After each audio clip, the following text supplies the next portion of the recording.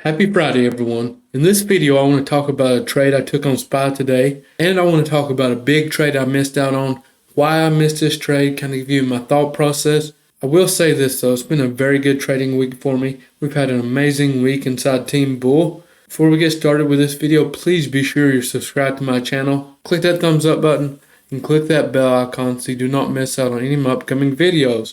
Let's get right into this.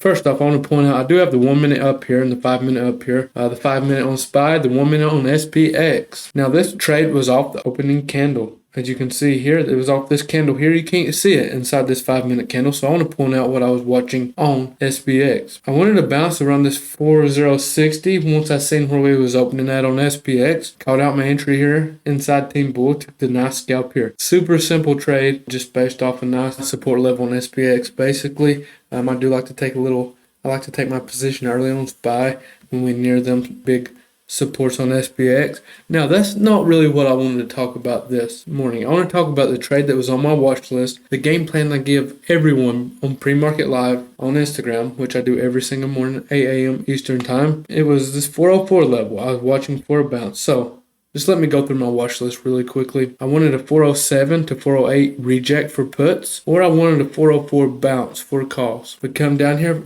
exactly like I wanted. And we got down here, I was reading chat, kind of letting what other people said, talked about, get in my head. I lost trust in myself and my original game plan. That is one thing I never want to do because we've put in, I've put in the work learning as a trader. I focus on trading SPYs, what I'm good at, right? So once we let the noise in from the outside, whatever is distracting you, it gets in our head, kind of messes with our bias or even give us a bias. I try to come into my trading day without a bias and just trade based off levels. Of course, I do recognize relative strength, relative weakness, but that 404 level was exactly the level I wanted to take calls at. My game plan from well before market open, and I just did not trust myself once we got down there. I guess to summarize all that, I just let people get inside my head, let other people's bias affect me. That's something we got to learn to block out as a trader, especially once you get more experience. I have found trusting myself and holding my trades according to my pre-market game plan, if it plays out, if that level plays out, has been the most profitable for me. A little bit of rambling there, but I hope that thought process helps you all out and helps you not make the same mistakes I make. One of the sole purposes of my YouTube videos I make for you all